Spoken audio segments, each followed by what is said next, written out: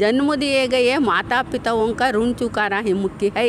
ये आदर्श को वो मान लिया है और समझ लिया है, समझकर मेरा सेवा के लिए आगे बढ़ रहा है। इस जमाने में ऐसा पुत्र मिलना बहुत मुश्किल है। मुझे मिलना मेरा सौभाग्य समझती हूँ, एक पूर्व जन्म का सुकृत मानती हूँ। ये स्कूटर 22 साल के पहले मेरे पिताजी ने मुझको पहला गिफ्ट, पहला बेंट के रूप में दिया है। ये स्कूटर को मैं खुद पिताजी मानकर इसी स्कूटर में मेरी माताजी को बिठाकर इस यात्रा में हम सिर्फ दो यात्री नहीं है, मेरा पिताजी भी हमेशा हमारा साथ आ रहा है। ऐसे बेटे को पाकर मैं बहुत धन्य हो गई हूँ। माँ से बढ़कर कुछ भी नहीं है इस धरती पर। काय वर्णावी आईची महती, शब्दात उत्तर नाही अशी तिची व्याप्ती। आई जनजननी मायेचा अथांग सागर। अशा मातेच्या मनातील इच्छा पूर्ण करणे मुलाचे कर्तव्य असते। याची जाण राखत एका घडलेल्या प्रसंगाने संकल्प करीत आपल्या आईला जुन्या स्कूटीवरून भारतभर तीर्थस्थान करणाऱ्या आधुनिक श्रावणबाळाची कथा आजच्या कलियुगातील जीवन पद्धतीला बरंच काही शिकवणारी आहे। हे आहेत कर्नाटक राज्यातील मैसूर येथील कृष्णकुमार।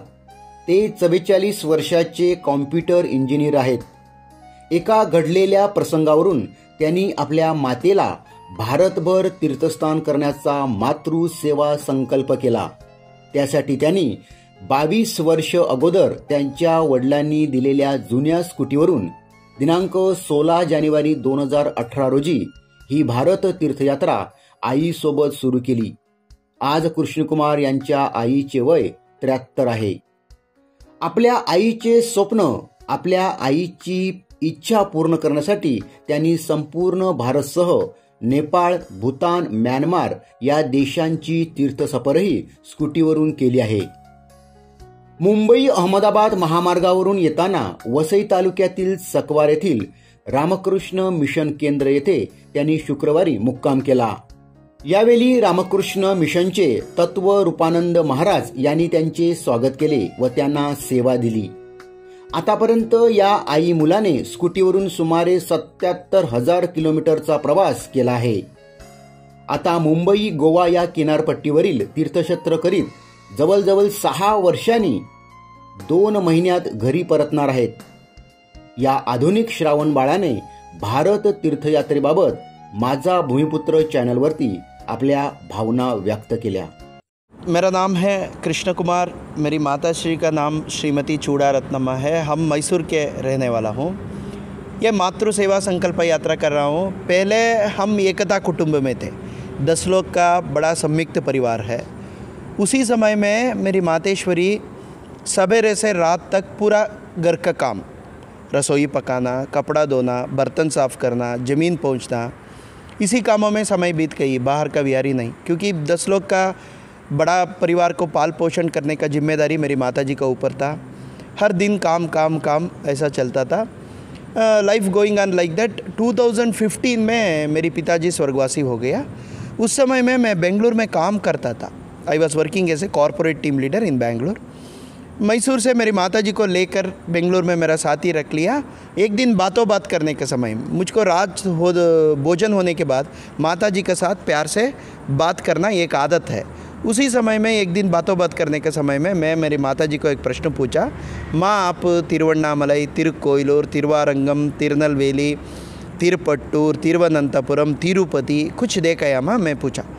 मेरी माताजी ने कहा, मैं यहाँ पास वाले बेलूर हड़ेबीड़ मंदिर भी नहीं देखा बेटा अभी तक। ये विचार सुनकर मुझको दुख हो गया। मेरी माताजी का चेहरे का ऊपर निराश भाव आया। वो देखकर मुझको बहुत संकट हो गया। मुझको जन्म दिया माताजी, पास वाले अभी तक मंदिर भी नहीं देखा। मैं इतना समर्थ हूँ, मेरा आंखों दिमाग हाथ अच्छा काम कर रहा है, मेरा मेहनत का पैसा भी मैं कमा रहा हूँ। उसी समय में मैं मेरी माताजी को वादा किया, प्रतिज्ञा किया, संकल्प लिया, माँ आप चिंता मत कीजिए, आपको सिर्फ ये बेलूर हड़ेबीड़ नहीं सारा भारत आपको मैं दिखाता हूँ। ये संकल्प करने के बाद जनवरी 14, 2018 मेरा नौकरी को मैं त्यागपत्र दिया। 16 जनवरी 2018 ये मातृ सेवा संकल्प यात्रा मैसूर से इसी स्कूटर में सफ़र शुरू किया। मैं अभी तक 76,982 किलोमीटर अभी तक मैं भ्रमण चुका हूँ, भ्रमण कर रहा हूँ।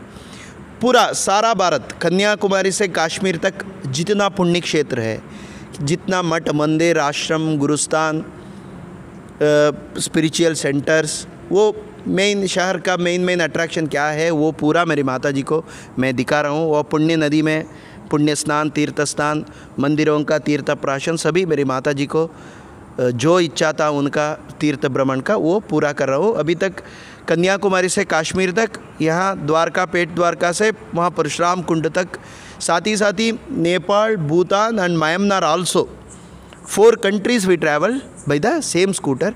इसी ये स्कूटर 22 साल के पहले मेरे पिताजी ने मुझको पहला गिफ्ट, पहला बेंट के रूप में दिया है।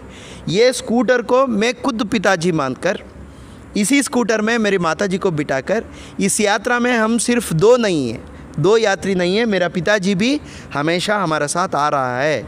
हमेशा मेरा पिताजी भी, उनका याद ये स्कूटर हमको दिलाता है। ये मेरे पिताजी का प्रतिरूप है। हम 3 हैं इस यात्रा में। ये सोच से अभी तक मैं यात्रा कर रहा हूँ। रात को रहने के लिए खाना, भोजन? भोजन हम इवनिंग 4-5 बजे के बाद हम जो मंदिर मिलता है रास्ते में वो मंदिर जाता है, वहाँ अप्रोच करता है। वहाँ का मंदिरों का कौन अधिकारी रहते हैं, वहाँ का मुख्यस्थ, उनको मठ मंदिर आश्रम में हम रुकते हैं रात के समय में। वहाँ में जो भोग मिलता है प्रसाद वो ही खाते हैं, बाहर नहीं खाते हैं। इसीलिए अभी तक हमारा पेट बहुत अच्छा है। होटल आइटम, बेकरी का आइटम, पैक्ड फूड वो नहीं खाते। सिर्फ मठ मंदिर आश्रम गुरुस्थान और यानी गृही भक्तों का होममेड फूड्स वो खाते हैं। सिर्फ 2 बार खाते हैं। इसीलिए कॉफ़ी, टी, दूध कुछ भी नहीं पीते। इसीलिए हमारा पेट का तबीयत भी बहुत अच्छा है, मेरे माता जी का भी बहुत अच्छा है। अभी और कहाँ घूमना है? अभी पूरा जम्मू कश्मीर तक हो गया। अभी पूरा महाराष्ट्र थोड़ा बाकी है, थोड़ा कोस्टल बेल्ट।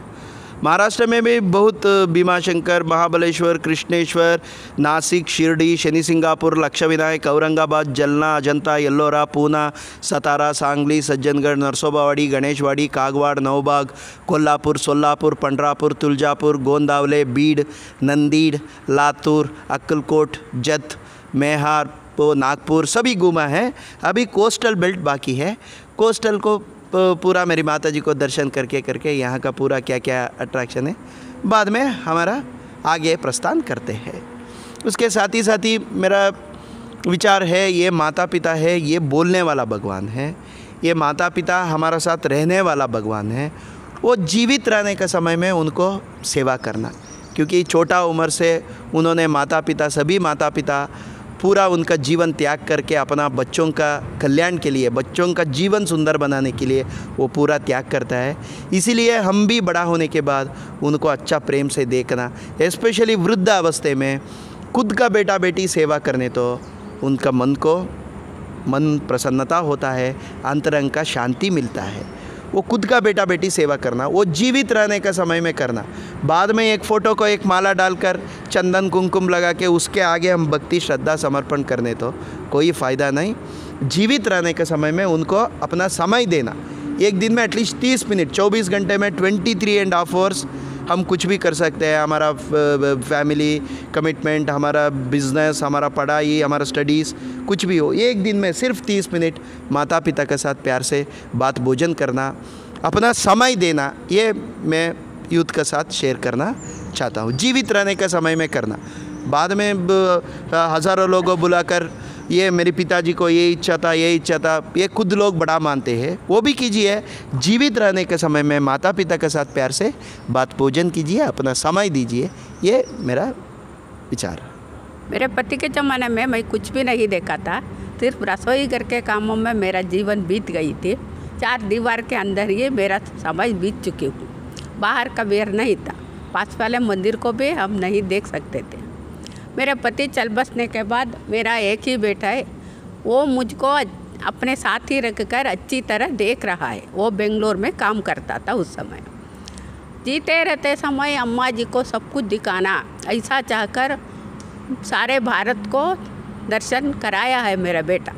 कन्याकुमारी से कश्मीर तक जितना पुण्य क्षेत्र है हमारे भारत में, उन सभी पुण्य क्षेत्रों का दर्शन करा के, वहाँ नदियों में नहा के, मंदिरों का तीर्थ प्राशन करके मेरा जन्म सार्थक बनाया है। उसका जीवन भी सार्थक हो गया है। जन्म दिए गए माता पिताओं का ऋण चुकाना ही मुख्य है। ये आदर्श को वो मान लिया है और समझ लिया है। समझकर मेरा सेवा के लिए आगे बढ़ रहा है। इस ज़माने में ऐसा पुत्र मिलना बहुत मुश्किल है। मुझे मिलना मेरा सौभाग्य समझती हूँ। एक पूर्व जन्म का सुकृत मानती हूँ। एक उत्तम जीवन आदर्श रखकर न्याय मार्ग में, सन्मार्ग में, धर्म मार्ग में चलने वाला बेटा मुझे मिला है। ऐसे बेटे को पाकर मैं बहुत धन्य हो गई हूँ। माँ से बढ़कर कुछ भी नहीं है इस धरती पर। ये आदर्श को वो समझ लिया है। समझकर मेरा सेवा के लिए आगे बढ़ रहा है। धर्मशास्त्र में भी कहा जाता है माँ का विशिष्ट स्थान है, माँ को पहला स्थान देना है। माँ बाप के बिना कोई भगवान ही नहीं है, ऐसा कहा जाता है। इसलिए मेरा बेटा ये आदर्श को समझकर मेरा सेवा के लिए आगे बढ़ रहा है। मुझे घर में पहले खिलाता है, वो रसोई पकाता है, बाद में वो खाता है। मेरे सभी कामों में हाथ बांटता है, सहयोग देता है, मदद करता है, प्यार से देखता है। इसलिए मेरा मानसिक तबीयत और शारीरिक तबीयत दोनों भी अच्छा है। प्यार से देखता है ना, इसलिए शारीरिक तबीयत बहुत अच्छा है। मेरे तबीयत के बारे में काळजी लेता है, पूछता है, ख्याल रखता है। इसलिए मुझे कोई तकलीफ़ नहीं होता। ये आराम से गाड़ी पर बैठने के लिए कोई तकलीफ़ नहीं होता। कुछ लोग पूछते हैं कैसे बैठते हैं ये छोटे गाड़ी पर इस उम्र में, ऐसा मुझे ऐसा नहीं। वो पीछे का सीट है ना गाड़ी में, उनसे दोनों ओर पैर रख कर बैठती हूँ। वो लंबा डिस्टेंस है ना उत्तर भारत में, इसलिए दोनों ओर पैर रख कर बैठती हूँ। वो सिखाया है मुझे। हम बाहर नहीं खाते, 2 वक्त शाकाहारी फूड हम खाते हैं। इसलिए हमारा तबीयत पेट खराब नहीं, अच्छी तरह देखता है ना। इसलिए मुझे तृप्ति भाव मिला है मेरे बेटे से। लेकिन सब पति के ज़माने में कुछ तकलीफ़ हो गया था, कमज़ोरी हो गया था मेरे जीवन में, कुछ भी सुख नहीं है। इसलिए वो मेरा पहले छोटा बचपन से उसको मातृ प्रेम ज़्यादा है, अधिक मातृ प्रेम। इसलिए वो पति के अनुपस्थिति में मुझको अच्छी तरह देखकर मुझे सारे देश का दर्शन कराया है।